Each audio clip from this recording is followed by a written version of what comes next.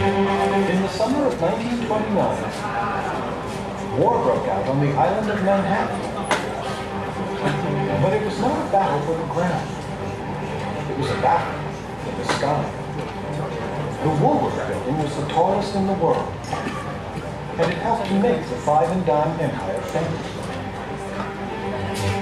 Now, automobile tycoon Walter Chrysler wanted to build a new skyscraper that would be even taller. It would be decorated with designs resembling hubcaps and hood ornaments, and Chrysler hoped it would make his fledgling company a household name.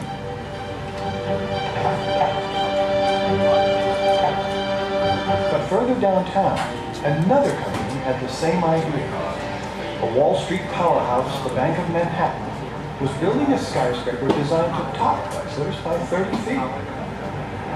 The Great War of the Skyscrapers was on. Through the summer and fall, the two buildings battled back and forth, tit for tat, capturing the public's imagination as they rose. People would talk to each other on the subway about it, what had they heard, what was the most recent news on this competition for height. First, Chrysler added several stories to his time. The bank retaliated with more floors and an ornamental crown. Chrysler went even higher, completing construction at the dizzying height of 925 feet. But adding a 50-foot flagpole, the bank squeaked past the Chrysler building by a mere 2 feet. As the bank celebrated victory, Walter Chrysler pulled a rabbit out of his hat. On a brisk morning in November 1929, a small crew jacked a needle-thin spire hidden in Chrysler's building through the top of the crown to claim the title of world's tallest at 1,046 feet. The hard-fought victory made Chrysler's building and his cars icons the world over. Today, the Chrysler building is no longer the tallest in the world. But the quest for height continues, and along the way has produced skyscrapers that are some of the most awesome and extravagant achievements in engineering and architecture. A skyscraper is romance, it's drama, it's passion, it's symbol, it's architectural beauty, it's an icon of a city or a community and sometimes even of an entire country. Skyscrapers are the nerve centers of the modern world. No structure in history has had a greater impact on the way we live and work. How did we learn to build these marvels of technology that stretch a quarter of a mile high and etch such fantastic skylines? Coming next on Building Big, skyscrapers.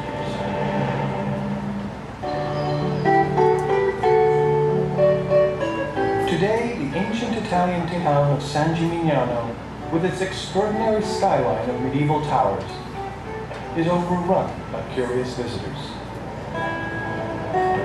Though there were over 70 of these primitive skyscrapers 800 years ago, only a dozen still stand. They were built because the town was plagued not by tourists, but by violent and bloody warfare. San Gimignano at that time was on the crossroad of one of the main roads to Rome, pilgrimage roads to Rome. Merchant class of San Gimignano used to travel all over the Mediterranean. So that made San Gimignano the focus point for trading. Trade made the town wealthy, and that wealth made it a target of invasion. Italy was, in the phase of its history, very chaotic. Continuously warring, battle time, anytime, everywhere. To protect itself, the village built a high stone wall.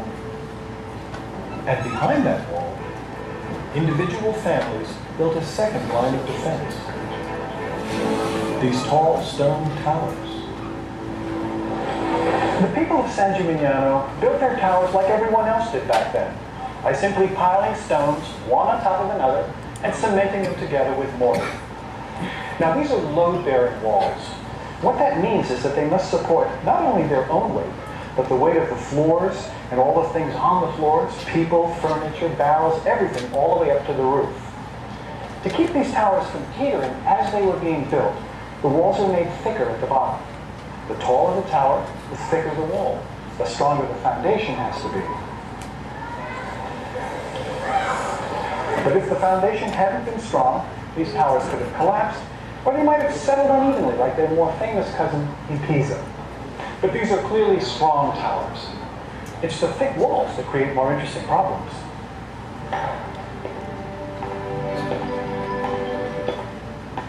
The lower walls of these towers are almost 6 feet thick, which doesn't give us a lot of floor space. And since windows are basically holes in the wall, you can't have too many or you'll weaken the whole structure. So there's much light here either. What this means is most of the rooms in these towers were very cramped and very dark. But the people of San Gimignano didn't mind this because thick, virtually windowless walls were perfect for defense. As long as the food and water lasted, they could safely get through a siege, sometimes for months. And the towers had another important advantage. From here on top, you could easily see the enemy approaching, and you'd have plenty of time to choose the most appropriate greeting. Boiling water, arrows, garbage, anything. But why did the people of this little town build so many towers? The citizens of San Gimignano were not only battling invading enemies, they were fighting among themselves. San Gimignano was the site of a bloody feud between two of its most powerful families, the Ardinghellis and the Salvuccis. Time and again, the Ardinghellis would attack the Salvuccis and drive them out of town, only to have the tables turned on them soon after. This battle, she was more than a battle. All these conflicts went on for about a century and a half. The people that lost were either killed or casted out, so the other family came back, took over, and imposing their own people. The effect was that it was a continuous turnover of the city government. Each time power shifted, the winning family built a new, even taller tower to prove its dominance. And the losers began plotting their revenge. It was this vicious cycle that created one of the world's most picturesque skylines.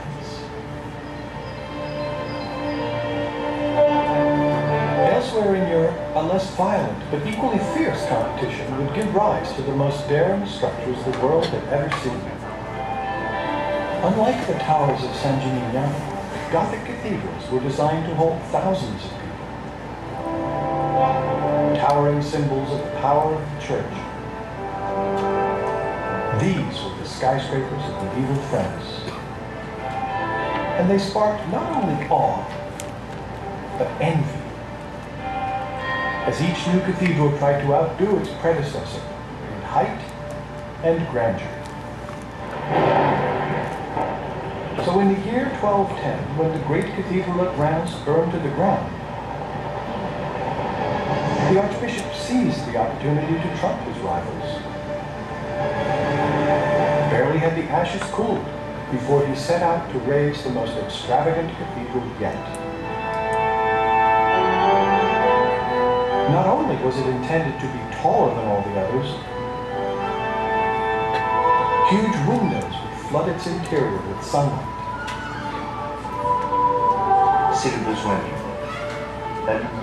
In the Middle Ages, there was a need for light. Light is God.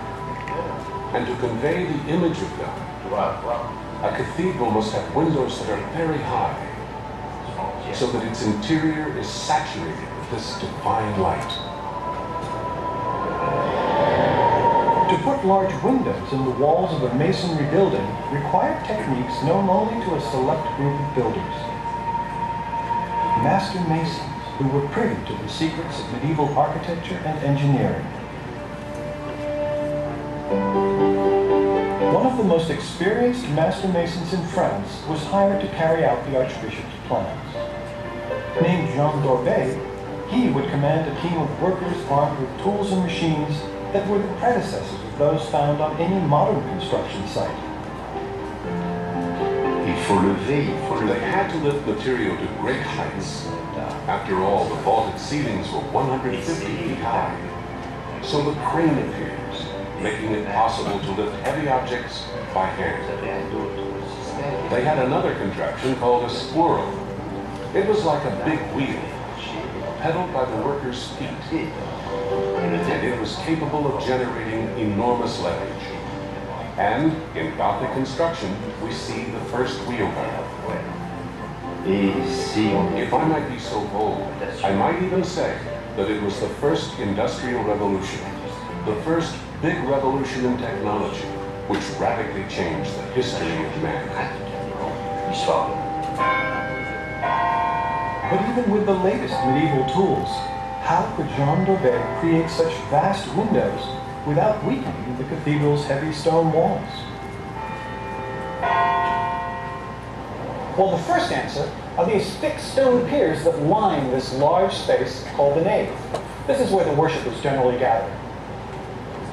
On the other side of the piers is a wide aisle for pilgrims and admirers to walk around the church without interfering with the worshippers. These piers support most of the weight of the building and the roof. So the church's outer walls can be filled with glass. But the master masons ran into a problem when they decided to construct a ceiling from stone instead of wood to prevent fires. A stone ceiling is extremely heavy. And because it has to be arched in order to span the wide church, its ends push outward against the walls and piers. Without reinforcement, walls with large windows would collapse outward and the ceiling would fall. So the Gothic builders had to push back. They did this with long stone arms called flying buttresses. This external framework of flying buttresses, supported by heavy external piers, was the master mason's secret to creating cathedrals with glass walls. But carrying out such elaborate engineering took huge sums of money. And the townspeople were often stuck shouldering a large part of the bill. In fact, 20 years into construction at Reims, with the cathedral only half built, the citizens staged a bloody revolt. Fed up, they seized control and halted construction for 2 years.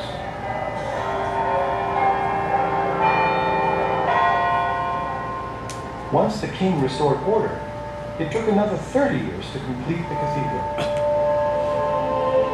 With structures like Reims, Gothic cathedrals exceeded the practical limits of stone.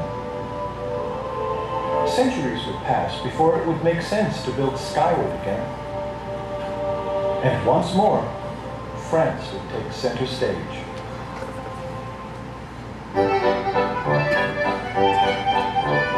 In the 1880s, the French solicited designs for a tall structure that would be the centerpiece of the World's Fair in Paris. An engineer named Gustave Eiffel, already well known for his long, soaring wrought iron bridges, proposed a tower that would, in effect, resemble a metal bridge turned on its end.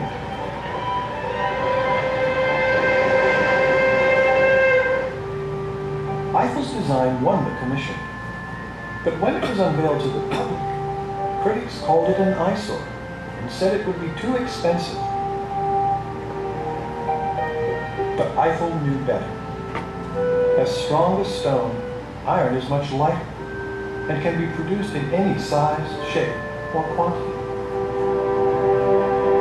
Eiffel assembled the 12,000 pieces of the tower in just 21 months, in time for the fair's opening day.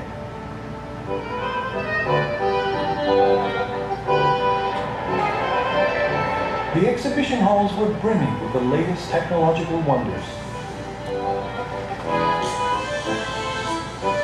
such as the telephone and the phonograph.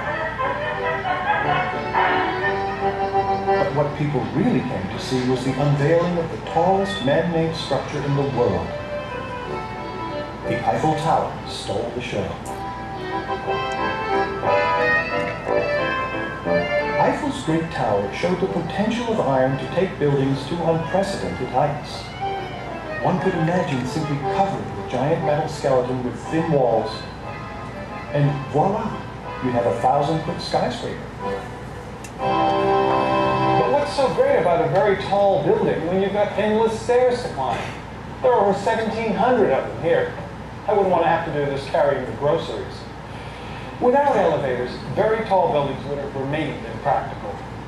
Now, there had been elevators long before Eiffel built his tower, but no one had ever tried to install one in such a tall structure. For this task, he turned to the American elevator company founded by Elisha Graves Otis. Elevators had been used in factories and warehouses for years. But since they were not considered safe, cargo could ride, but people had to climb the stairs. In 1854, Elisha Otis changed all that with a contraption he devised called a safety hoister. As Otis stood on an elevator platform suspended high above a crowd of gasping onlookers, an assistant cut the hoisting cable. To everyone's amazement, the elevator dropped only a few inches, rather than sending Otis plunging to his death. What Otis had invented was a mechanical braking system that would activate if the lifting cable snapped. With elevators safe for passengers, the height of a building would never again be limited by the number of steps people could climb. Gustav Eiffel installed 2 of his elevators in his tower. A shrewd entrepreneur, he knew people would pay to ride 1,000 feet into the sky, to see the view from the top of the world. Elevator ticket sales recouped almost the entire cost of the structure in just 1 year. And Eiffel became one of the richest men in France.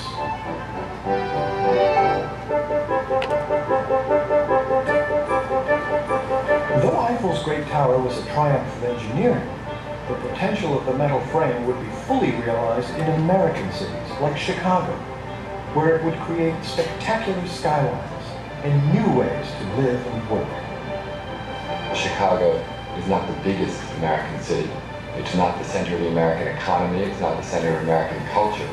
But it's a wonderful, strong, powerful city that has perhaps the greatest architectural culture in America, and is very closely tied in with the creation of skyscraper.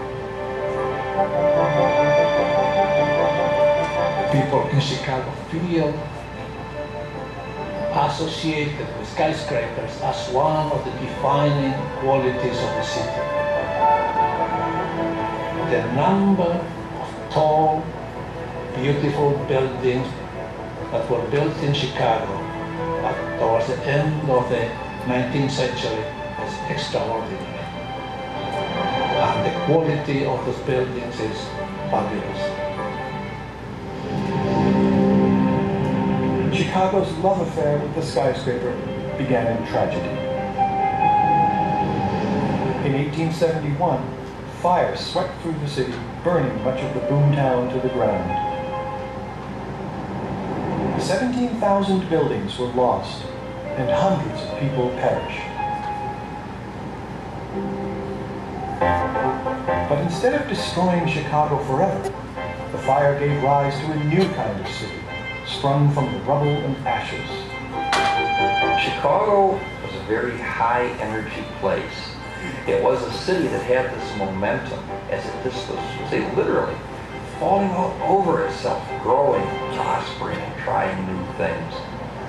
Noisy, smoky, streetcars clanging. Just like kind of a busy beehive of commercial activity. The city of Chicago would soon be home to everything from the world's largest stockyards and meatpacking plants to mail order and retail giants like Sears Roebuck and Montgomery Ward. As Chicago's businesses grew by leaps and bounds, thousands of people flocked to the city to take jobs in 5- and 6-story office buildings downtown. Bordered by rivers, railroad yards, and Lake Michigan, Chicago's small business district, called the Loop, was bursting at the seams. And with all the people and businesses coming into cities, downtown didn't have the space to hold them all. So the only way to go was up. As the story goes, the modern skyscraper was born when engineer William LeBaron Jenney was designing a building for the home insurance company. Feeling ill one day, he left work early. So he shows up at his home, goes to sit in his favorite easy chair, and there, sitting on the seat, is this big old photo album. Photo albums used to be like these big old brick-like books. Mrs. Jenney went and swept the book off the chair so he could sit down and set it on top of a wire bird cage.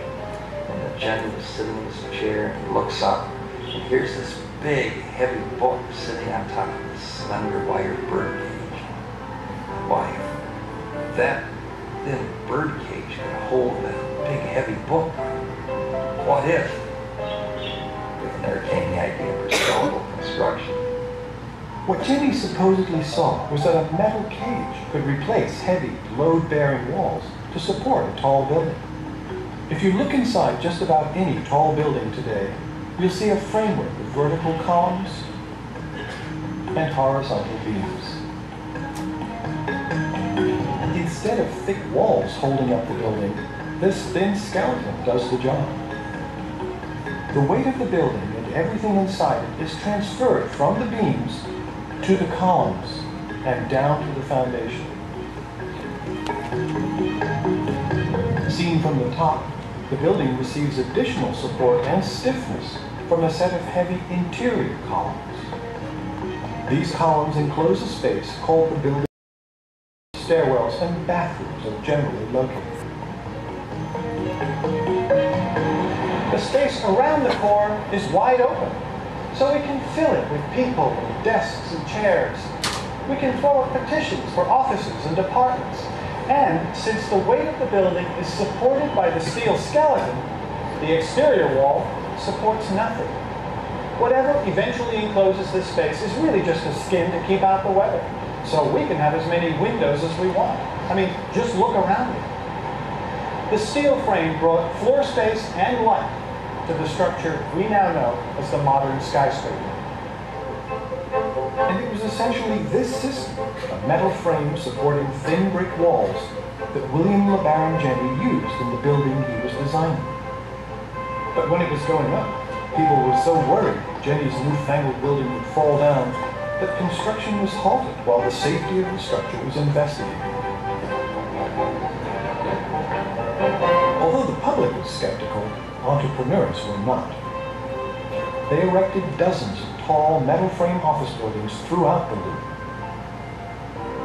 But the skyscraper's early success quickly became its undoing.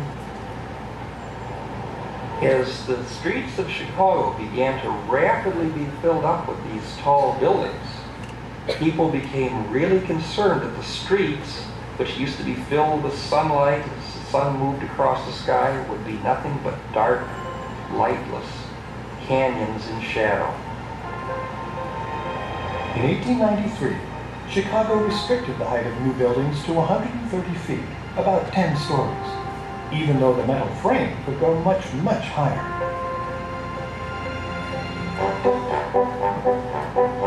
And that's exactly what the skyscraper did in New York, where there was no height limit. Like Chicago, New York was a city with a problem. The island of Manhattan had too many people and not enough land. The need for more and more vertical office space turned into a quest for height.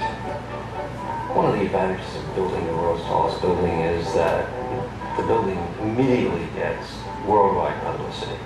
Every two-bit journal around the world carries a story on it. And it's why so many of the 20th century's early skyscrapers had corporate names attached. From the turn of the century, the race for the title of the world's tallest was on. Singer sewing machines, 47 stories. Metropolitan Life Insurance, 50 stories. Woolworths, 55 stories. Chrysler, 77 stories. It was the 1920s. The economy was booming. People were boozing. It was a wild time.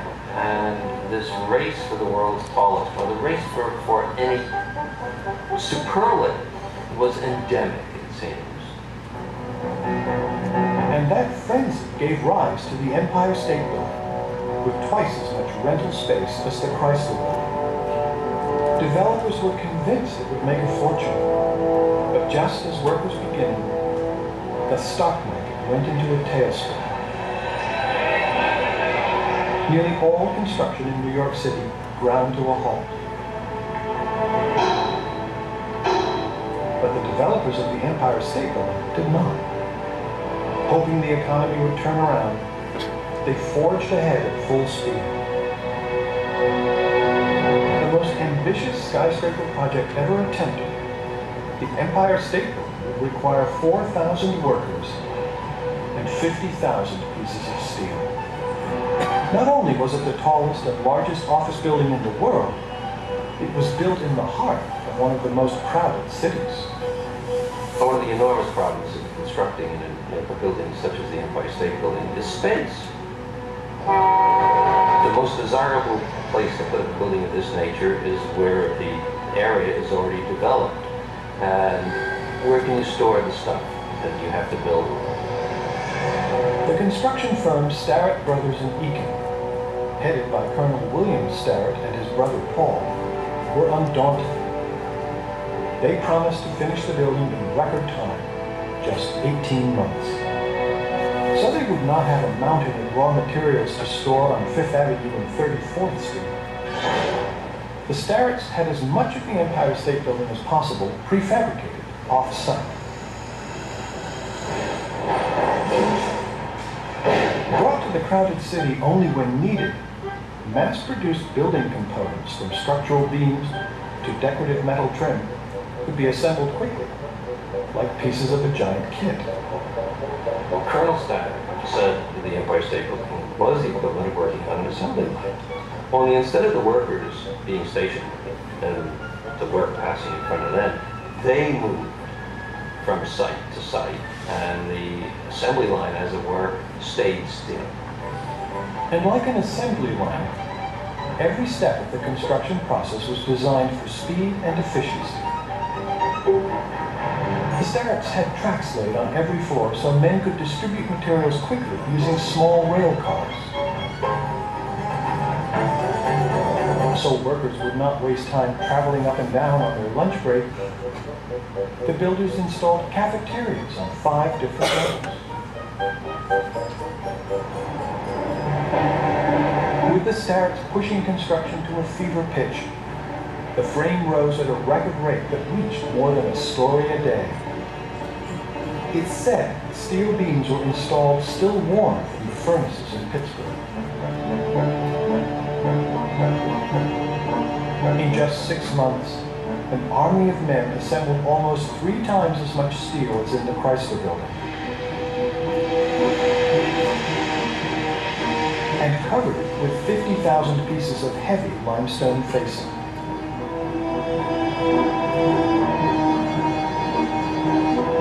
With the cost of materials and labor at a 10-year low, the Starretts finished millions of dollars under budget and weeks ahead of schedule. And tourists in the Chrysler Building now had to look up 200 feet to the top of the Empire State Building. May 1st, 1931, and the tallest building in the world is open for the first time. And there it is. It's open for business. But behind the fanfare, financial disaster loomed. In a depression economy, the Empire State Building was less than 25% occupied. It was nicknamed the Empty State Building. Managers took to leaving lights on in vacant offices to fool prospective tenants. For the Starretts, the breakneck pace of construction had been too much. Paul suffered a nervous breakdown, and Colonel Starrett was dead within a year. More than a decade later, as World War II was drawing to a close, disaster would put the Starrett's labors to the ultimate test. On a foggy Saturday morning in July 1945, a B-25, 10-ton, two-engine bomber crashed into the 79th and 80th floors of the north wall of the Empire State Building.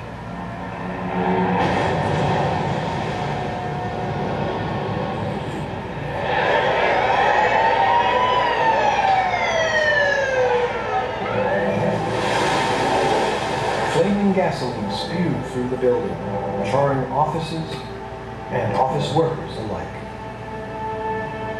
All 3 people on the plane and 11 others inside the building were killed. This happened on a Saturday morning. By Monday morning at 8:30, the building was open for business.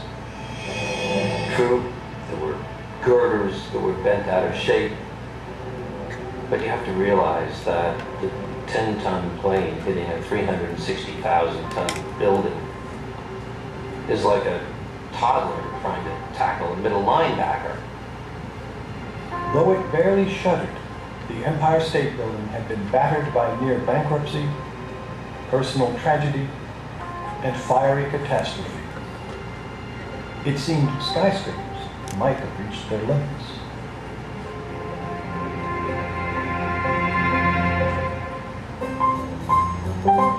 In the 1950s, as the country awoke from depression and war, it became a very different place.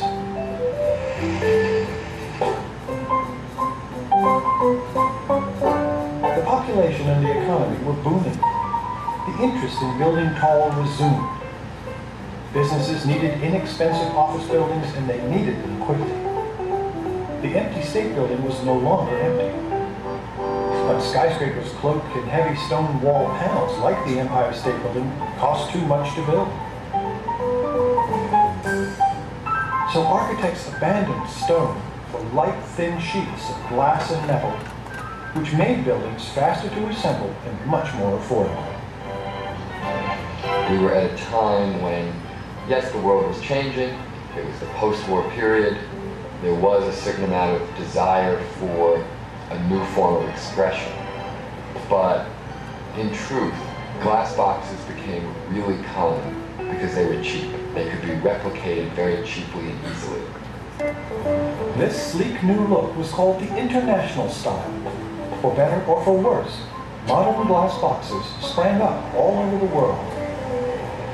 People have always had very mixed feelings about skyscrapers. I think they became more negative as glass boxes became more and more common everywhere. The key thing about architecture in a city is that the buildings work together. Yet, modern buildings don't do that very well. Even the best of them want to be a thing unto themselves.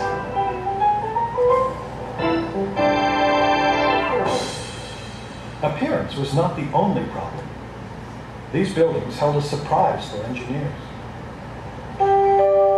Stripped of heavy materials like stone wall panels, glass boxes are very light.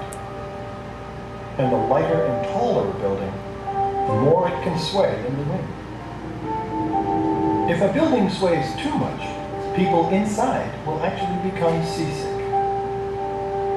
To build tall glass skyscrapers, engineers needed a new way to stiffen their frames without adding too much expensive steel.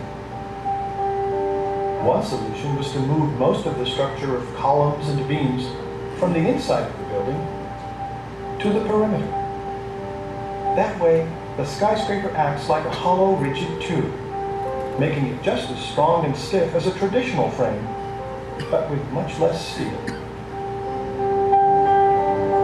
The World Trade Center was built this way, allowing it to seize the title of world's tallest from the Empire State Building. But the record books had to be rewritten again about a year later, when Chicago stole the title from New York with the colossal 110-story Sears Tower. The tube frame took the art of building tall to new heights. Yet engineers wanted to find a way to build lighter skyscrapers using even less steel. At New York City Corp Center, that quest brought them face to face with disaster. When it was finished, the City Corp building was the 7th tallest skyscraper in the world. And with its glass and aluminum skin, it was also one of the lightest. Now, light buildings use less material, so they cost less, which is why builders love them. But remember, light buildings also sway a lot more in the wind than their heavier cousins do. So structural engineer Bill LeMessurier had to come up with some way of keeping the inhabitants of City Corp from getting seasick 60 floors up. His solution was to put a mechanical device called a tuned mass damper up near the very top of the building. Perched on the 63rd floor of City Corp Center, above all the offices, the tuned mass damper is a 400-ton block of concrete, so large it had to be poured in place before the building was finished. When the sensors detect motion of the building way below the level of human perception, but at a level high enough to realize that it's not just the truck going by on the street, but the wind is building up, then the pumps come on, cause this thing to be lifted and go into action. Tied to the building by giant springs and shock absorbers, the concrete block begins to slide from side to side on a cushion of oil. When the building sways one way, the block follows. As the building begins to sway in the other direction, the massive block damps or reduces the motion. Within about a minute, the movement of the building drops to an acceptable level. The tuned mass damper makes this super light skyscraper feel as stable as one stiffened with much more steel. The City Corp building was the first skyscraper designed to use a tuned mass damper. Now they're in buildings all over the world. If the damper and City Corp's striking shape had been the only features to distinguish the building, the engineers would have been very happy. But unfortunately, there were other problems left to solve. Those problems resulted from another of City Corp's idiosyncrasies. The skyscraper was built 9 stories in the air on 4 tall columns to make room for a church under one corner. But just after City Corp Center was completed, LeMessurier received an innocent phone call about the design that turned out to be a matter of life and death. And I got a telephone call from a student who was assigned to write a paper on this building by his professor. The professor had said there was something funny about this building because the columns were not in the corners like they ought to be. LeMessurier explained to the student that he had placed the columns between the corners for good reason. In the early 1970s, when City Corp was still on the drawing board, St. Peter's, an old church in disrepair, occupied one corner of the potential building site. City Corp struck a deal with the church to demolish St. Peter's and rebuild a modern church in exchange for the right to build its skyscraper in the air just above it. LeMessurier had to place the skyscraper's heavy support columns on the center of each side so St. Peter's could fit under one corner. What made this possible, he explained to the student, was the building's extraordinary frame, a series of diagonal steel beams arranged like giant V's, channel gravity and wind loads from the corners of the building to its 4 center columns.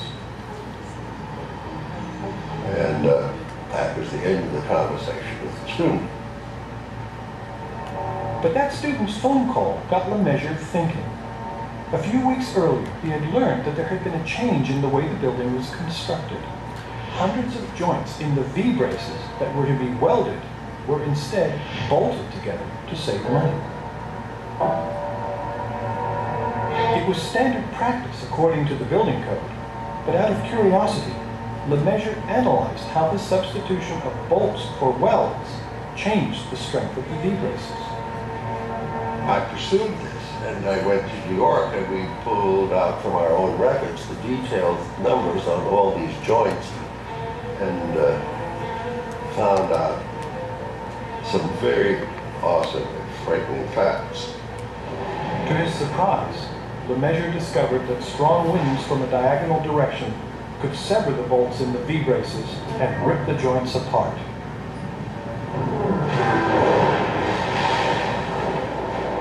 I came to the conclusion that a storm which had a probability of occurring every 16 years or once in 16 years would cause the building to fail, break, or collapse. If I do nothing, this thing has a high probability of falling down in my lifetime. This is an intolerable situation. I can't live with that. The measure devised a plan to reinforce the hundreds of bolted joints by welding large steel plates over them. But so many repairs would take time, and time was something he did not have. It was July, and hurricane season was just around the corner. Every available welder from as far away as Louisiana was rushed to the building to begin repairs. While they worked under the cover of darkness to avoid panic, the Red Cross and city officials held secret meetings to prepare for the worst. The scenario was very clear that a sustained wind of over 70 miles an hour could tip this building right over. There are tens of thousands of people right here in this neighborhood. We could be talking thousands of casualties here. The building is 900 feet tall. So if it breaks off somewhere a couple of hundred feet above the ground and falls north, it will lie on the top of other buildings, all the way to Bloomingdale's.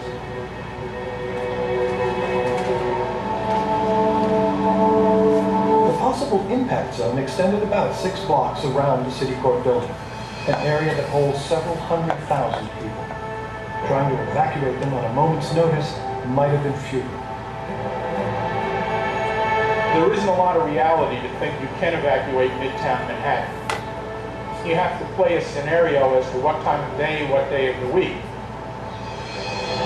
5 o'clock rush hour, not very real to think that you can evacuate Midtown Manhattan. The welding took several weeks, and the job stretched into early September, just as Hurricane Ella was blowing north. If the winds were right, she would hit New York City within days. We had 3 different weather services constantly reporting every 3 hours on what the weather in the North Atlantic was. With no way to complete the repairs in time, no one could be sure how the building would survive a hurricane's violent punch. But just when everything seemed its darkest, fate intervened, and Ella veered out to sea. New York had dodged what could have been a horrific catastrophe. The repairs were finished, and the City Court crisis went unnoticed for almost 20 years. Could there be other skyscrapers out there with serious structural problems that will only be discovered once it's too late? There are lots of buildings that move too much, that make people uncomfortable in the wind. I have knowledge of one important building because I was called in. 好，这个大概影片的重点大家都看完了哈，这是整个